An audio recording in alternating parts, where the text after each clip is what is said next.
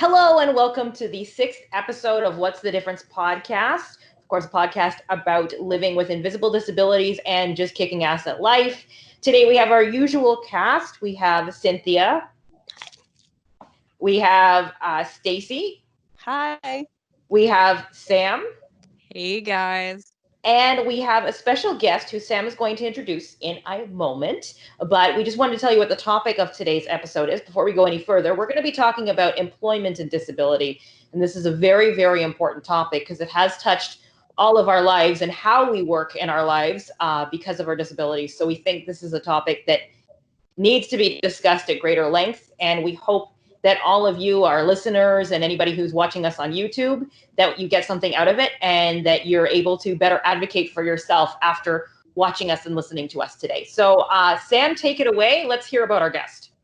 So, this one time at blind camp, many moons ago, around when I was 16, I went to a short-term placement, so a weekend camp run by W. Ross, a school for the blind in Brantford.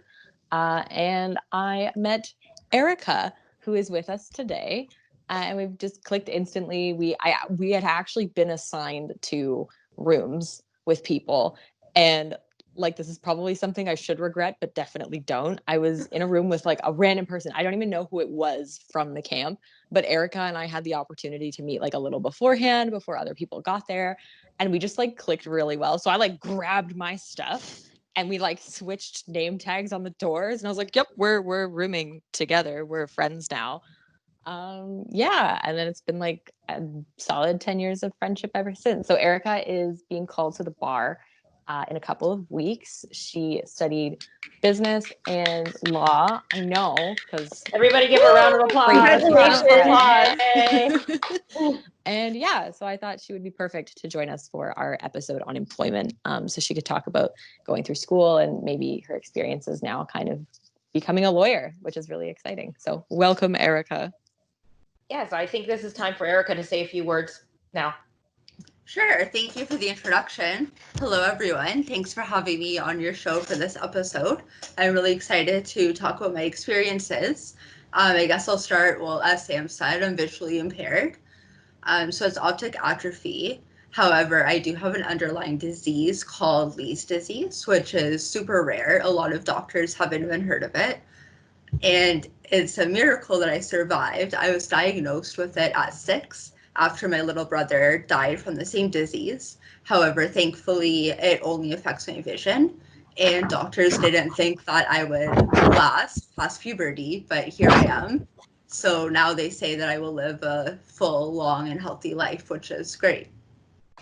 Yeah, that's an interesting, because it's something, again, that I've never heard of. And the more we go on doing these episodes of this podcast, I'm hearing more and more stories from things that we've never heard covered in media or things I've never heard in my circle of friends. And I know a lot of people with disabilities, and I feel like all the time I'm learning about something new. So this is great. And we're going to hear more from Erica in a couple minutes about her employment experience. But what I wanted to bring up is that for a lot of us, we've either had to spend many years being self-employed, and we are, for many of us, we are kind of launching our own business and doing things that way because it's been so difficult for us to find full-time work.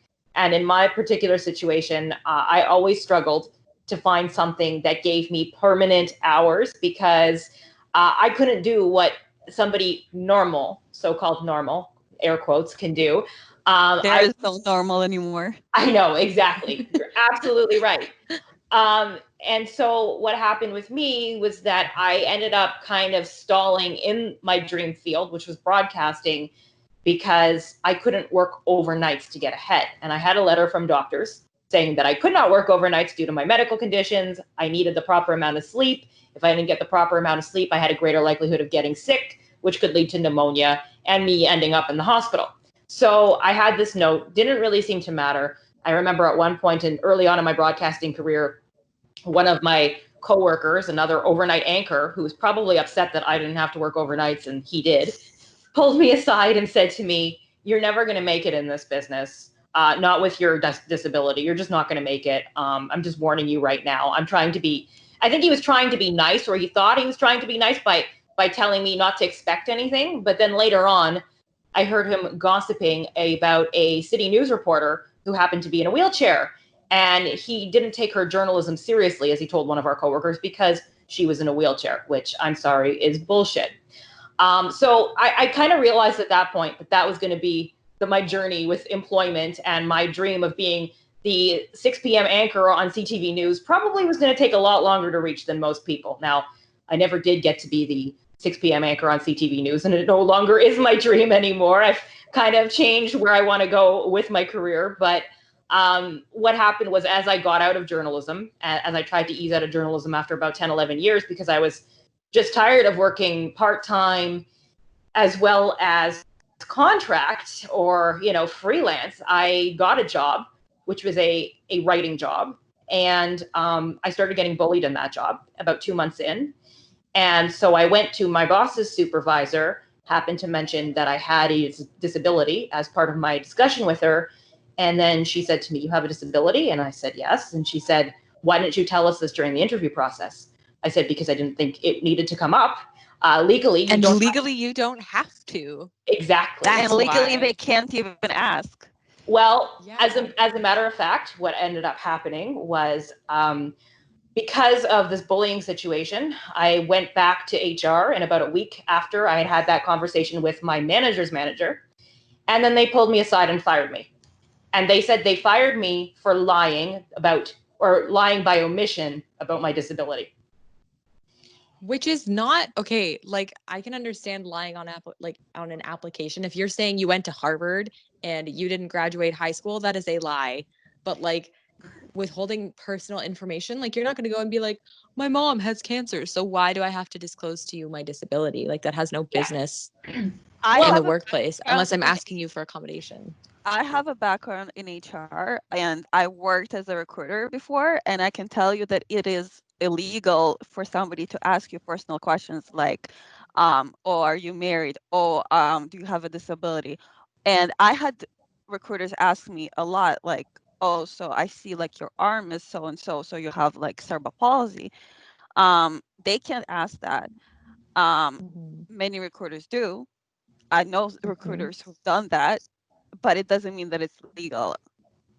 Yeah, and I mean, when I find like fun little ways around it, and if I find anytime I've been in an interview and brought it up, like tried to be forward with it and tried to say this is what I need, and I know I don't have to do it, but anytime I've had employers be like, "Well, let's be open and talk about it," and then later in the interview admit like, "Well, you're an amazing candidate, but the accommodation you need is a bit of a struggle." And I'm like, "But you just said I was a great candidate. Like, I've offered you simple solutions to those problems. They don't even affect you. It's stuff that I would have to do ahead of time. So why are you flat out saying that to me? Like, I don't know." And the interesting thing about my situation is that it was basically that they wanted me to work 16-hour days and didn't want to pay me overtime. And I said, first of all, I don't have the physical strength to work 16-hour days, especially if I'm at conferences. And then that's why they said, "Well, you told us during the job interview that you could do this job, and clearly you can't, so you lied." So I said, "So you're firing me because of my disability?" And they said, "No, we're firing you for lying." And this, I will tell you, I will wrap this up because I know you guys have a lot to say about this, so I don't want to hog this screen time the whole time. Well, Cynthia, you have other things to say. Cynthia, you have other things to say, so we'll come to you a little bit later. But okay. I will wrap this up by saying that we did take the case to the Human Rights Tribunal, and the mediator, even though he's trying to mediate, definitely sided with my case, and I won.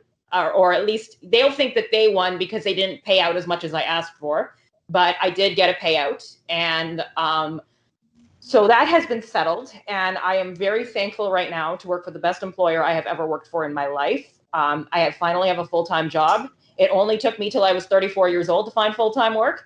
And I love my full-time job. It is amazing. It is accommodating. It is the best employer by far I've ever had in my life. And I am so thankful for full-time work every single day. I cannot tell you how thankful I am for it. And I'm in a different field now. I'm in nonprofit, and I absolutely love it. I strongly suggest people, if they have any interest in nonprofit, it's really, really rewarding work. So anyway, I will go on to the rest of you, because I know the rest of you have kind of had similar struggles to me. So who wants to go first? I actually have a good story, and I kind of want to bring this up because Sagit, I want to know what you have to say about this. So I did a little research this week. I went on to the Ontario government website and I was looking at if jobs can ask if you have a driver's license as a requirement. And they are allowed to ask if driving is essential to tasks in the job. However, she won't apply for that anyway. So struggling. Exactly. So like, well, like I still do just in case, but like what I've been struggling with is I'm coming across jobs that I'm educated for. I have the right amount of experience. I have, great contacts in the area that I know can say, hey, she's great at her job. She does her best. Like she has a good work ethic. But in the list of tasks, it doesn't say why a driver's license is required. And it constantly lists, this is a communications position or this is a event planning position. Like we need people who can plan and organize. And it's mostly administrative and office tasks. And I know why the car is required, because in events, you need to be able to do a last minute run to the drugstore or to the art store to pick up like some random supplies to put something together. There's always, no matter how much you prepare, there was always a last minute need for something. Even like, you can predict everything, but you will need a car or need to be able to travel for that very reason. And so my answer to that is like, why is that? If traffic is traffic, and why is it somebody else's business how I get around, especially if it's not me doing like deliveries? It's not like I'm driving a truck to drop off mail or to deliver lumber to Sudbury. Like, you know what I mean? It's not and so I guess my struggle is that I don't know if it's essential to the job or if they're just using that to weed people out, and it's a little bit of an ableist approach. I think it's to make it easier on them and like to make sure that you don't spend, that the person they hire don't spend more time on travel rather than the actual job.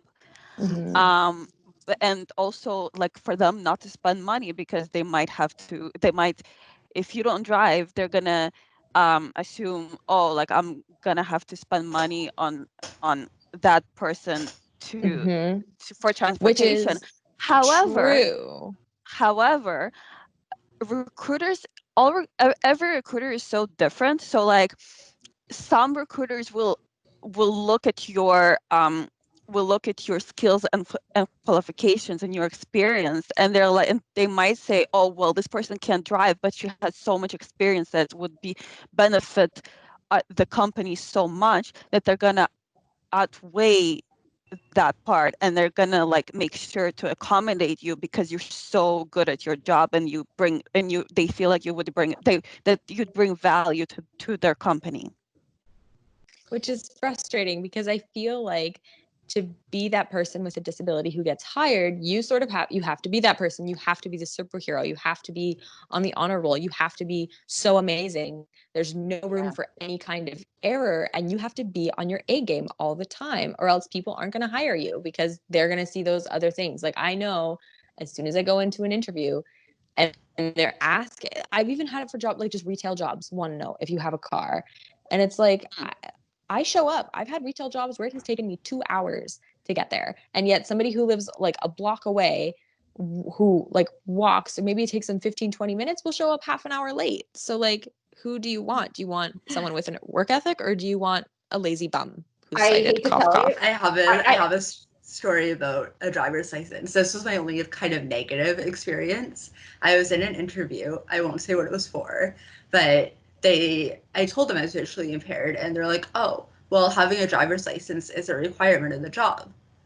But yet I've gone through my entire law, like articling term without a driver's license, and I would take a cab to court every single day, and it would cost me like $60. And I never asked for that to be refunded because I was trying to get hired full time.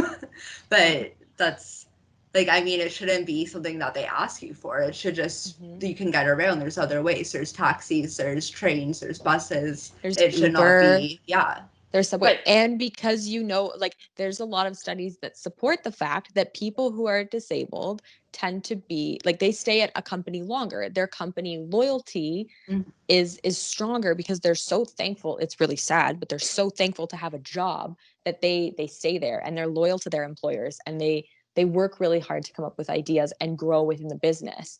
So to me, to not invest in an employee like me is really silly. And they do have a responsibility for, I believe it's called ease of burden. So legally, they should be paying for your cabs and your Ubers and all that crap. But like, and a they lot would. of and a lot of companies, they have a quota to hire a certain amount of people with disabilities, but they still don't, because they see it as like a hassle to hire a person with a disabilities. financial burden. And then people are like, oh, don't ever feel like a burden. Just ask for help. La di da di da. But yet every time you ask for help, people are like, I don't know. This is a financial burden. Like, shut up. Like, oh, well, I'll tell you, that happened to me in my first job. Now, I will be honest that my first job out of university came at the same year as the financial crisis of 2008. So that was obviously not a good time to graduate. I got my first job a week before the meltdown. And because of that, I also felt like I'm just so glad to have a job that I don't care what they ask me to do. But it ended up becoming like one day I needed to take a cab from the subway to get to work because it was really cold out, and my lungs at that time, I'm a lot better now, but at that time my lungs couldn't handle cold. And then I got absolutely admonished for it by my boss about 3 weeks later when she discovered the cab shit, and it was like, how could you use a cab to get here? And I tried to explain what happened. The fact was I had a car. Unfortunately, I had been in a car accident, not my fault, the week before. And normally I would drive to work, but I had no car because I'd been in a car accident. So I had to take a cab to get to work. And only from the subway to the office, which was a 7-minute walk, I could not do it in freezing cold weather. So the cab ride cost like $5, but I was, yelled at for that. But the other thing about that particular job, and this is the same one where the guy said, oh, you can't work overnight, you're never going to make it, was that I worked my butt off so hard at that job. Exactly what you were saying, Sam. I worked so hard at that job, and I think I watched at least 30 people who did half the work I did basically climb the corporate ladder. And I'm sitting there still making like minimum wage and going, I am working twice as hard as any of you. But this guy who stumbles in drunk 3 hours late for his shift just got promoted. That's always who it is. Yeah. Is the person who doesn't work as hard and who shows up late. And for some reason, like, it is just praised, and you're like, I'm here half an hour early because I have to take public transit. So it's either half an hour late or half an hour early. Like, and I'm picking early because I'm loyal to your company, and employers do not value that at all.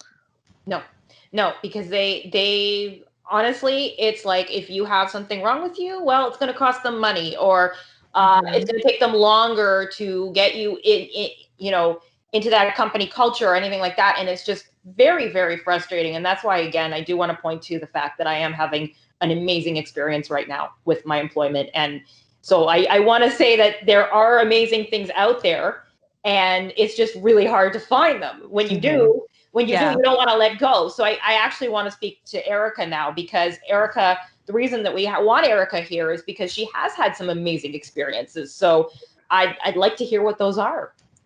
Okay, so I think my main struggles have been in school. I think trying to get accommodations, like I spent, about 8 years in undergrad and law school, and just trying to educate professors and administration and even disability services about my disability, and trying to get accommodations was very difficult. And that's where I gained a lot of self-advocacy skills. And I think that really helped me in the employment world. And like, because I had such a hard time in school, I was really scared and nervous to go into the employment world because I thought it would be worse. But it was actually way better. Like, I actually had really good experiences. So my first experience was in the service industry at a winery. I won't name which one, but they were amazing. Like, I went into the interview. I think I told them before the interview that I'm visually impaired. And I said, I'm like, I can't see the POS system, but other than that, I should be able to do everything. We both didn't think it was worth investing $800 into a program for the computer when I was only a summer student anyways. So I just told them, I'm like, look, I'll do more tours. I'll do more like wine tours and things that I can do to make up for the fact that I can't use the POS system. And they were completely fine with that. And then my manager actually came up to me and she's like, what if we put elastics on the wine bottles so that if there's two wine bottles that feel the same and look the same, you can tell the difference between them? And I said, yeah, let's try it. That's a great idea. And it worked. It was awesome.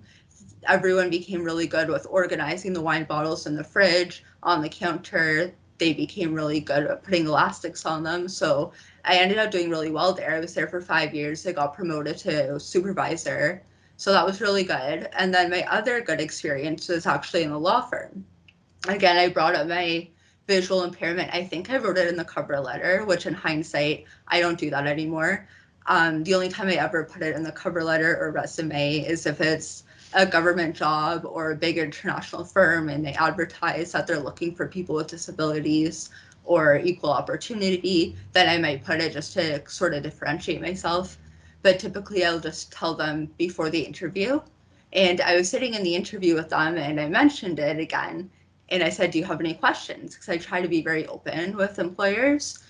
And they said no. So I was like, okay, well, let me just tell you a little bit about it. And I told them, I'm like, look, like based on my transcripts, it hasn't stopped me from doing anything so far. However, I need these accommodations. It will be hard for me to recognize faces, whatever. And they were really cool with it. I told them I did offer to pay for some of my accommodations. And they told me, obviously, it was ridiculous. They're like, don't bother at all. Like, don't worry about it. But I just feel like if you're able to, if you have the ability to pay for some of it, it's a good thing to offer. Legally, they have to accommodate you to undo hardship. But I don't know. I just feel like taking a collaborative approach with the employer rather than being like, you're my employer, you have to accommodate me, usually works a little bit better. I feel personally, and this isn't the experience with most people or most industries, but my experiences have been very positive and they've wanted to work with me. I have a big monitor. I have two assistive softwares called Zoom Text and Kurzweil, which Sam might know about. Yes. They're about $800 and They're very $3,000. expensive. Yeah, they're pretty expensive.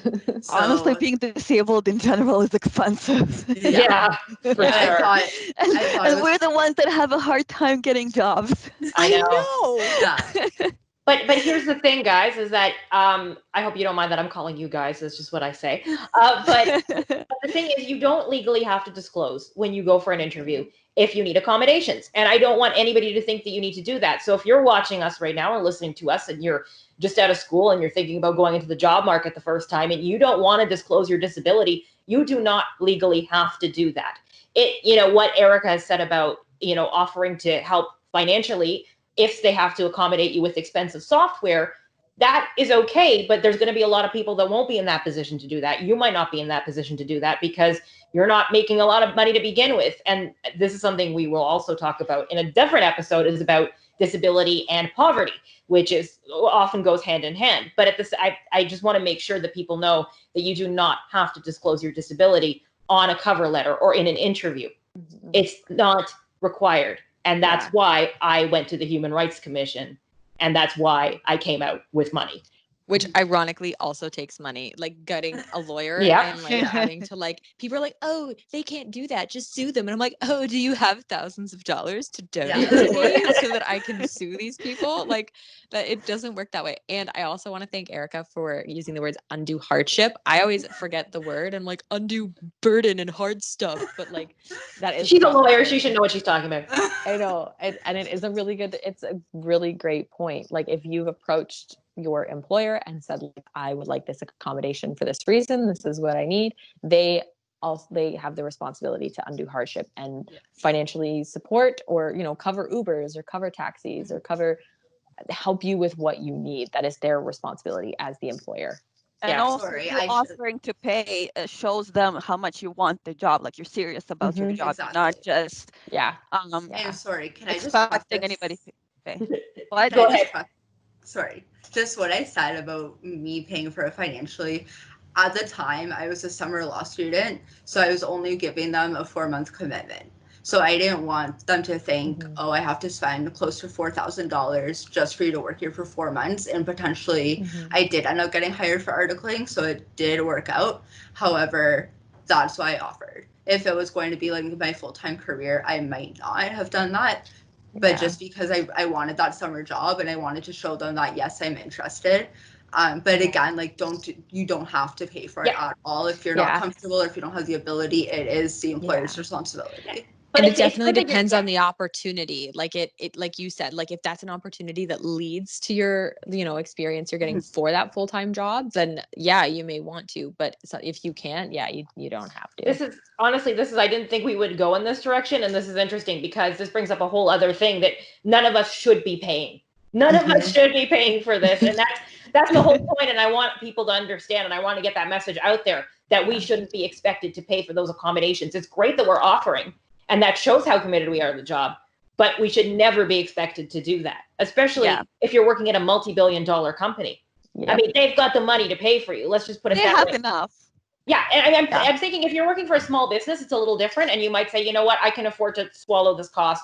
I'll do that. But if you're working for a multi-billion-dollar telecom company, or something like, an industry that's has a lot of money, they should be able to afford it. Just saying.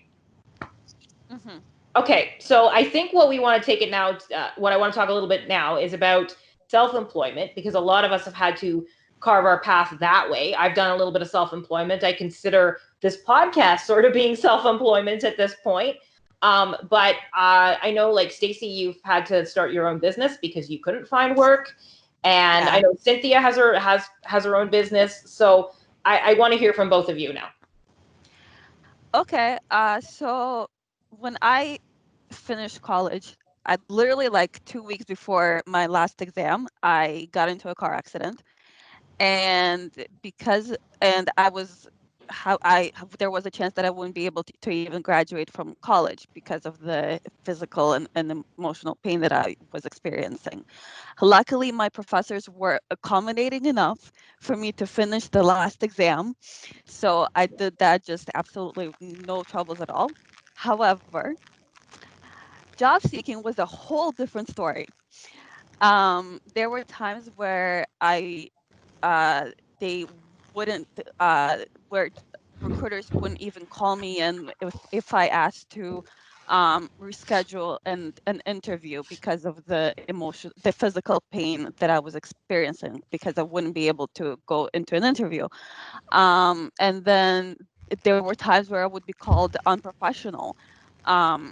And then those times where I did go to interviews, there were times where I would get asked, just bluntly, why is your arm this way? Do you have cerebral palsy? One interview lasted about 7 minutes, basically, which by interview standards, that's a horrible interview, because a normal interview lasts 20 minutes. And I could tell that they were looking at my arm, and they're like, right away, they were like, no, we're not hiring her. And then, so after 6 months, I got bored and I got tired of basically everybody telling me no because of something that I can't control. So literally, like, I remember it was a Saturday night. I had plans to go to a party that night. I just opened up a business. I made a website with all my information, and I'm like, and I made a Facebook account, an Instagram account, and I'm like, hey, I'm a freelance writer. So I started out small and I just worked my way up, and I started getting noticed. And people started noticing me online, and saw that I have a physical disability, and after that also epilepsy. And on the contrary, as a freelance writer, I was hired by a lot of clients because I have cerebral palsy and because I have epilepsy. Like, I would post about my health issues, and somebody would see my post and they're like, I want to hire you. without even seeing my work, without any seeing my skills and qualifications. So it's very interesting for me to see the difference between getting the job, not getting the job uh, because of disability, and then getting the job because of your disability. Yeah, it's an interesting story. Just because I think a lot of people might have seen that about you posting about the disability, and they might have gone, you know what, I feel like I can better relate to her now. And so they'll go to you because it's like, she understands me. Maybe they have a disability. Maybe they're afraid to talk about it, but they can relate. And they're like, let's hire her. People also like that. I always called it the sob story, but it's also like the inspirational story. Like, oh, this woman has cerebral palsy. She has epilepsy. She survived a car accident, and yet she's working and married, and so on and so forth. So it's like an inspiration to them, and they want to feel like they're helping me in a way. They want a part of that story. Yeah. And I've heard a lot of people call it inspiration porn, which is horrible, but it's true because people, it is like people, I see them. It's so frustrating that you get hired or don't get hired because of your disability. Either way, it's not a good thing. And I hate when people are like, oh, you just got this job because you're Black, or you just got this job because you're disabled, or you just got it because you're Native. And you're like, yeah, fight me. Like, what do you like? Because nobody looks at your skill set. Like, it's not even your choice. It's not like you're like, ha ha ha, I'm going to take all the jobs with my blind disability. Like, it's other people that make that choice. It's not you. If you have a problem with it, why aren't you out there advocating for me? Like, and it kind of makes me feel like I was thinking about it a lot. Like, what would happen if I didn't have all those disabilities? Because a lot of people who don't have disabilities also had trouble finding work. So would I find a job if I didn't have all those disabilities? Would I be hired by so many clients if I didn't have those disabilities? Would that many people want to work with me? Like, it's all those questions like running through my head, right? And it's like, why aren't my skills and qualifications enough? Yeah.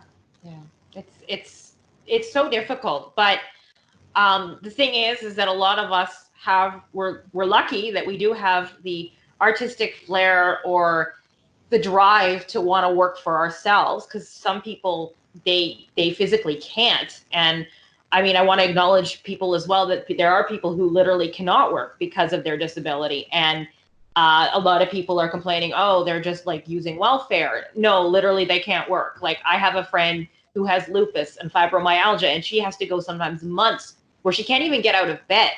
And luckily she has a very understanding employer who has not let her go, and who actually still will pay her for several weeks while she's off.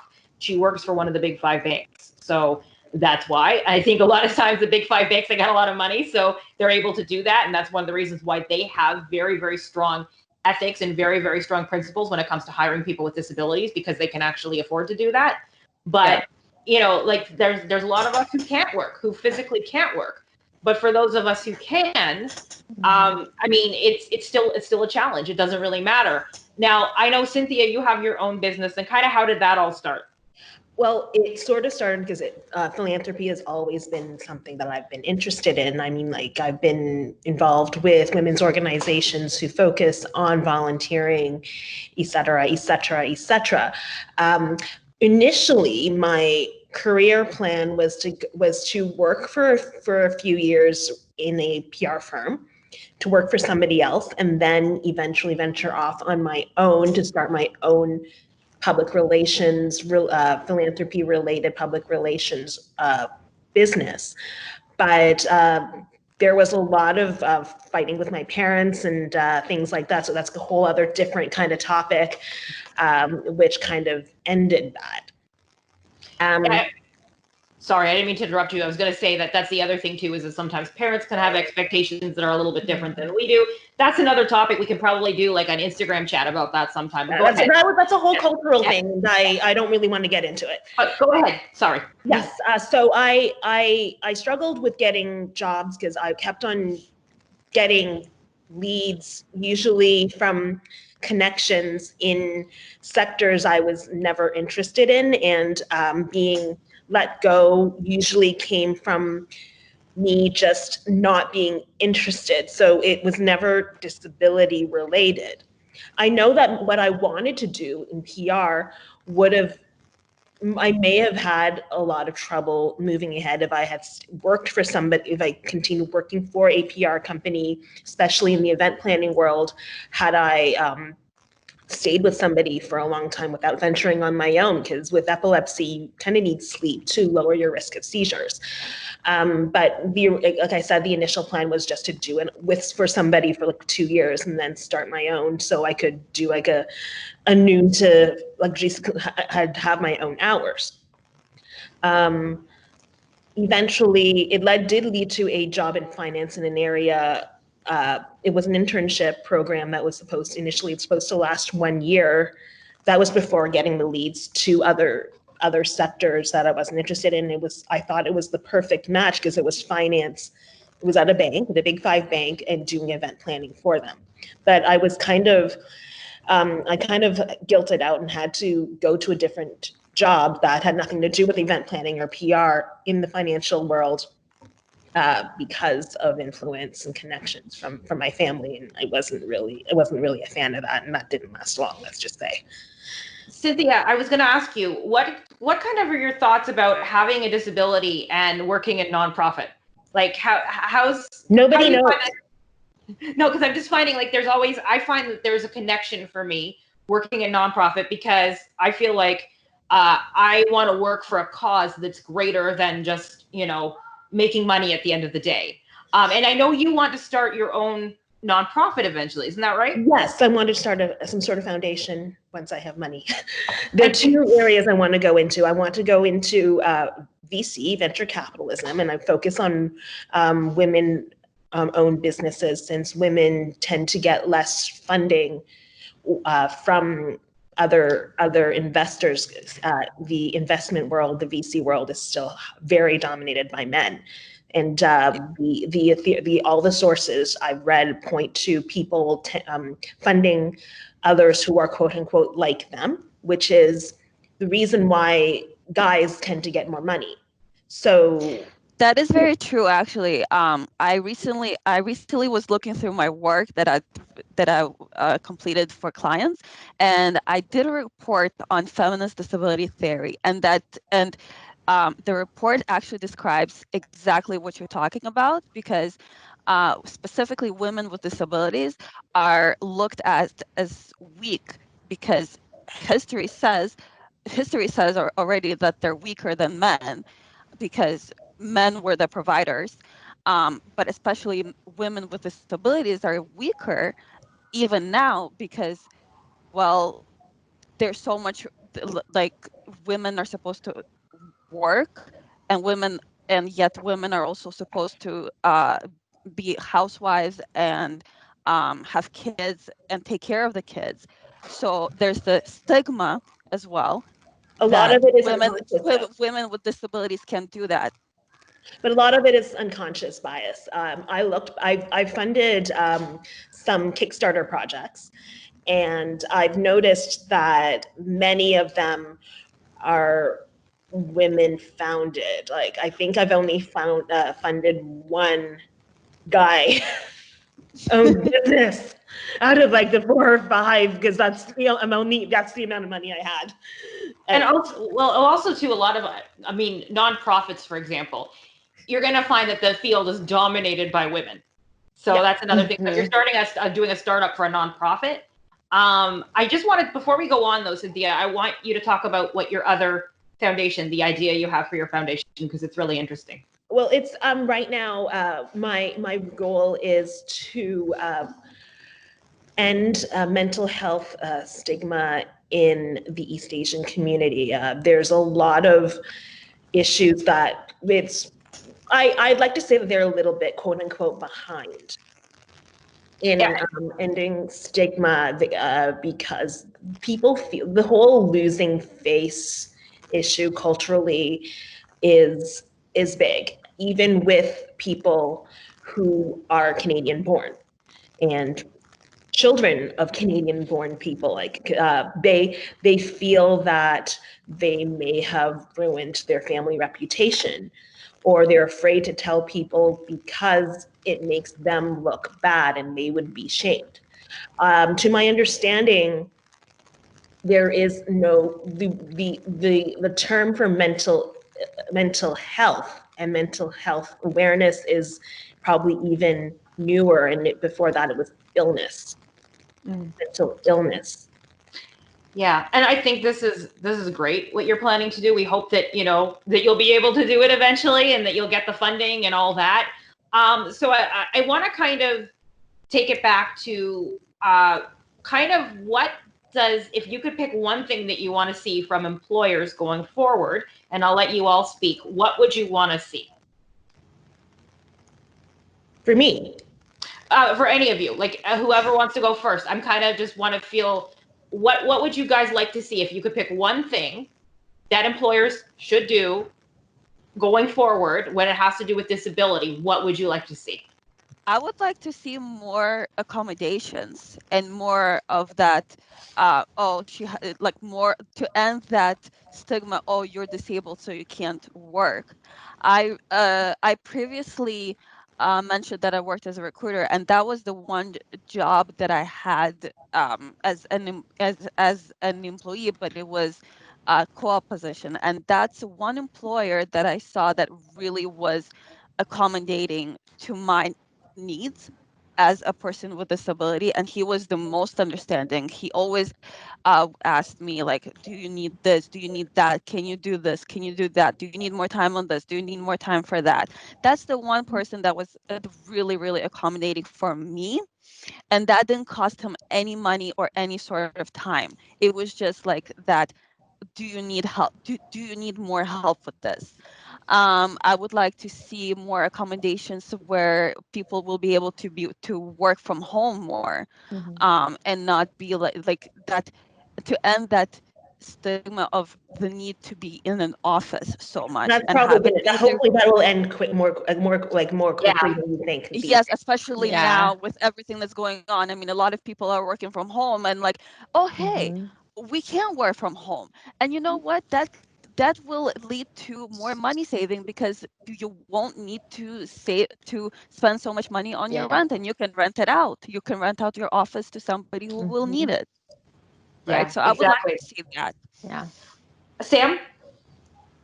I think I would love to see more willingness from an employer. Like, I was always raised to think that, it's like 90 and 10%, like 90% for me, like forthcoming with information and resources and ideas. I would love to see, because legally it's like 50-50, really, if you think about it. An employer has a responsibility to even reach out. Even if you haven't told them you have a disability, they also have a responsibility to notice, like, hey, so-and-so really squints when they look at their computer screen, or so-and-so seems to struggle with, hearing, and say like, hey, is there anything that you need that we're not providing?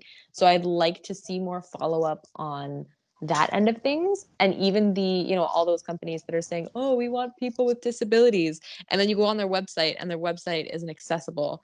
And you're like, my screen reader and like my Zoom cannot navigate this. And you want me to know how great of an accessible employer you are? Like, I don't really want to work for you if your website hasn't even had that effort put into it, right? So I want to see, if you are going to hire, put opportunities out there for people who have disabilities, make them accessible to them. Like, don't make them impossible opportunities to get to, and a little bit more awareness on their end, because people with disabilities I have a have been question walking most of that distance.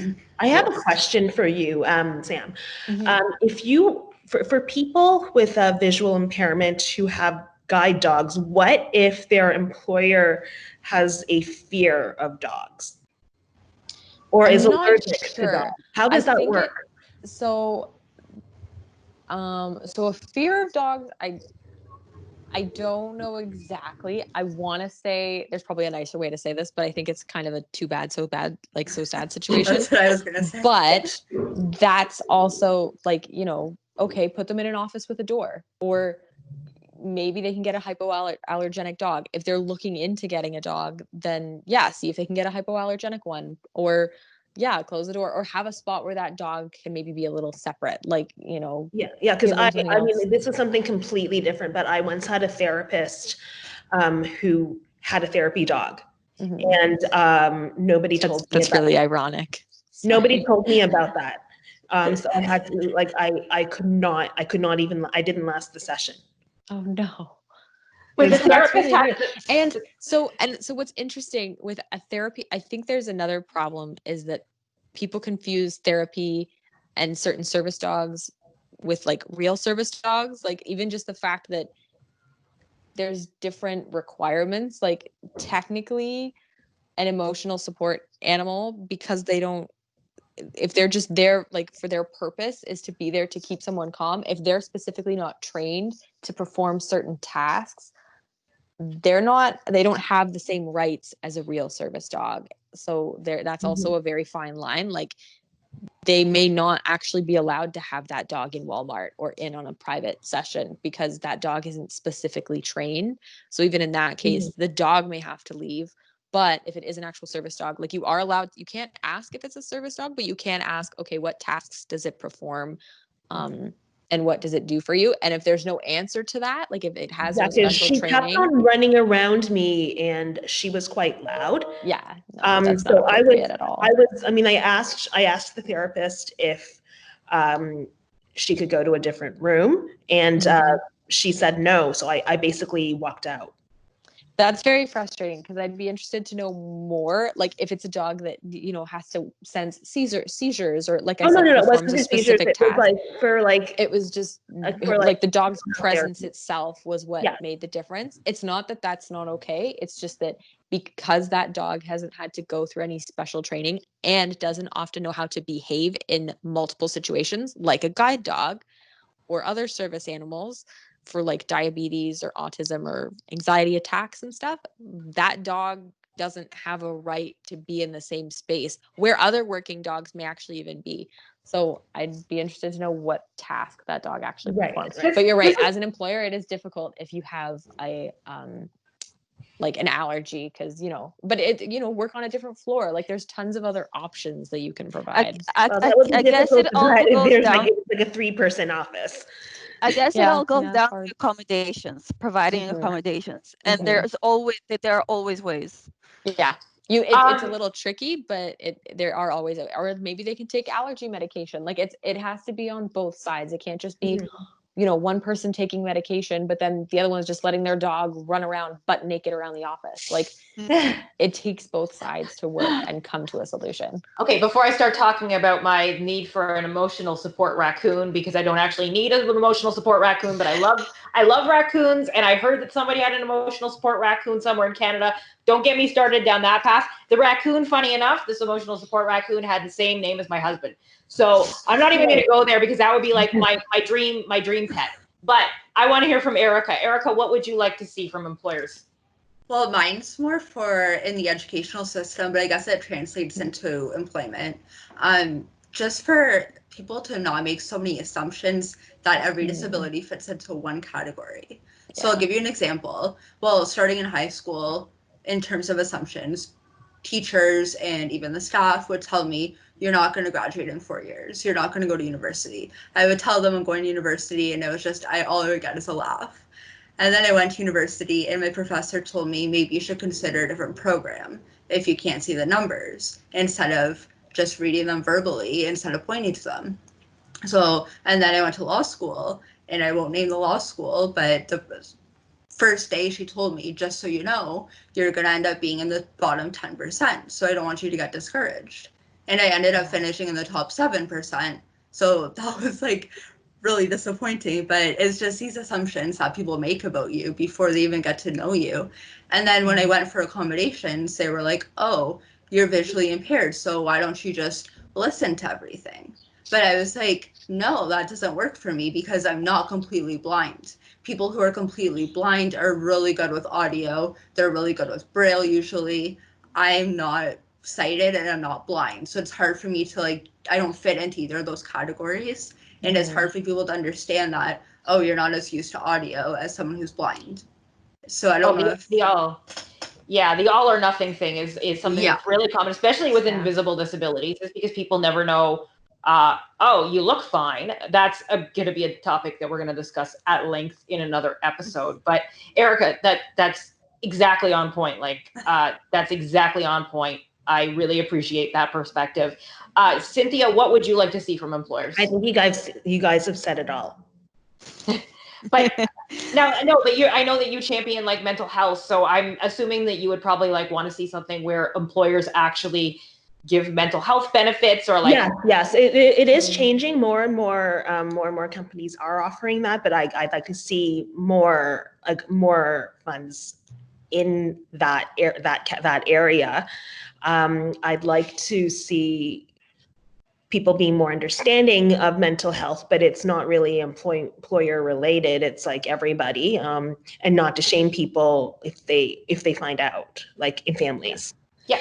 I mean, like my experience is very different because I've never had to, like I mean, I can hide my disability and I pass quite well. So it was really never an issue unless that whole PR area where I had to do like an all-nighter, but that never really came in. That was basically me. That was kind of my situation, but also it was hard for me to be a reporter because reporting often involved standing for long periods of time, carrying heavy equipment, not having anyone to help you, and sometimes not having access to a bathroom for hours at a time. That's something that's a nightmare for anyone with a stomach issue. My stomach, I don't really have a diagnosed issue, but I don't have the best stomach. So like trying to be in the field for hours without access to a bathroom is terrifying. So this is another thing that like employers need to consider is also access to bathrooms. Employees should always have access to a washroom. Always, always, always. What is upsetting me most about a lot of this, and this is not necessarily directed at employees, but like at people who are now going into stores, now that stores are starting to reopen with COVID, is that a lot of people aren't having access to washrooms because they don't have the equipment right now to clean washrooms and to sanitize them. So that means a lot of people right now, a lot of disabled people can't even go out because God forbid they need to use a washroom. There's no washroom there. But I mean, that's just a commentary on that, which I think is something that definitely needs to be explored as we go about reopening our businesses. But before we close out for the day, I really want all of us to kind of say one positive thing and to give a shout out to maybe an employer that's been really good to you, or one positive thing that they've seen that I'd like you guys to share. I want to shout out my first and only employer, because he was the one that really taught me all about entrepreneurship and how to go about it. He was the one who believed in my writing firsthand. I wrote blog posts on behalf of his company, and that really motivated me because I really saw that somebody really believes in my writing, and really sees the potential in what I can do. And that really motivated me to start working on writing for others as well. So thank you. That's something that I will never, ever forget. Who's next? I'll go. I have two. My first employer, and I will name her because she was the best. Her name was Lynn, and it was my first job ever, but also first retail job. And she was just so like open. Like I got the impression other people, when I kind of mentioned the visual impairment, were like, oh my God, like what are we gonna do? And she was just like, I will make you the greatest ever. Like she just really pushed me to be like the best I could be. And I don't know, she was really great. And I've always been really thankful for my experience with her. And then second would be Morgan, who was like my one of my most recent full-time kind of managers, supervisors. She was just awesome. I agree. Awesomeness. I agree because I still work with her, so I agree. Yeah. I know her very well, and I do have to give a shout out to the people at Fighting Blindness Canada because it is an amazing organization to work for. Place to work. Yeah. It's an everyone place. Is just super friendly, and everyone is patient and understanding and willing to try to find different ways to do things. And again, like not for profit is just like that most of the time because used to working for a meaningful cause, so they're more open-minded. And that's how I met you, through Fighting Blindness Canada. So I say it's a win-win all around. Erica, what's your most positive? And I mean, you shared the story about the wine bottles, but is there somebody else you want to give a shout out to? Well, yeah. So my first employer was King's University College at Western University. I didn't really need a lot of accommodation there, to be honest, but that was that. And then my second employer, the winery, was actually in Kiselman in Niagara-on-the-Lake. So yeah, my manager, I think her name was Katia, but they had me working outside doing almost exclusively tours for the first couple of weeks. And she was the one who came up and suggested the elastics. And I really appreciated that because they gave me that opportunity that I didn't think I was going to have. And I didn't necessarily want to ask and try in case I messed up at the bar. I didn't want to embarrass the company or myself. So that was really great. And then I ended up doing really well on the bar. I ended up doing 5 more summers after that. And also the law firm Sullivan, Mahoney, and St. Catharines, they were amazing. Other than providing me all of my accommodations, I had almost every single partner and a lot of staff come up to me on occasion, ask me if there was anything I need. I remember one time there were boxes in the hallway, and one of the lawyers called me, and he's like, "Just so you know, there's boxes, and I don't want you to trip." And I was like, "Oh, that's so nice that you thought to call me." And another time, one of actually the managing partner came into my office while I was in a student cubby, and he's like, "Can I talk to you?" So everybody thought I was going to like get fired or something. So I went into the office with him, and he's like, "Just so you know, there's a lot of cords on the floor. I really don't want you to trip. I just want to make sure you're like, you're aware of it." And I really appreciated it. It was just everyone was very thoughtful. And they always tried anything that I suggested they would do, or they would at least try. They didn't reject any of my ideas or suggestions. They also came up with their own sort of solutions sometimes, and I really appreciated that. That actually, I just got goosebumps from hearing that story. So thank you so much for sharing that. And Cynthia, what's kind of been your best experience? Well, I've had two. One was that internship with the big bank. It was probably the best 2 or 3 months of my life. Next to the insurance brokerage I worked in. Actually, I wouldn't put them equally. Those two jobs really let me feel very independent. I was able to get to the job myself easily by subway. I didn't have to wait for a bus or have somebody drive me, because I can drive, but I just didn't have a car. So that was the problem. It's all really good to hear, because we also, we really do want to say thank you to the employers that have been really, really good to us. And I'm so glad that we had this opportunity to have this discussion today. The one thing that I would like to end with is that, first of all, if anybody wants to contact us to speak about their own experience, or, we're not exactly licensed to provide advice at this point, but we can certainly listen to your experience and, tell you what's worked for us. So we invite anybody to just shout out to any one of us on Instagram. If you follow us at What's the Difference podcast, you'll see that we all get tagged in our posts. So you'll be able to ask us questions. We really want you to, if you have something to say, definitely tell us. We want to hear from you about your experiences with employment. It's really important that we share this and get it out in the open, so that more employers who don't really understand where we're coming from, so that they do start to understand where we're coming from. And the last thing I want to add is that the story about the guy who pulled me aside and said that I wasn't going to make it, and then said about the other reporter being in a wheelchair, I haven't heard from him in 10 years, and she has a really, really high-profile job. So that just tells you exactly everything right there. Any last words? I don't think so. No. Suppose one of my experiences, I did blog for a few years, and that was my business, but all my bad experiences were related to other bloggers who were, let's just say, different from me, or maybe I was just too different from them.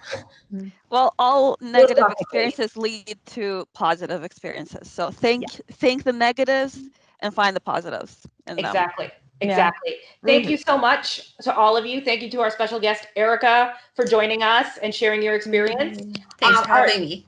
Our next episode is going to be on mobility. So we have a special guest for that one as well. But you'll find out more about that soon because we don't want to give away all our secrets. Remember that you can email us at what'sthedifferencepodcast@gmail.com. Again, our Instagram is at What's the Difference Podcast. Same on Facebook. And you can also shout out to any of our personal accounts. As you'll see, again, as I mentioned, they're all on the we're all tagged in all the posts that we put on What's the Difference Podcast. So you'll get to know all of us. And if you're watching us on YouTube, don't forget to click to subscribe. You know I had to say that before we end the episode. All right, everyone. It's time for your big goodbye now.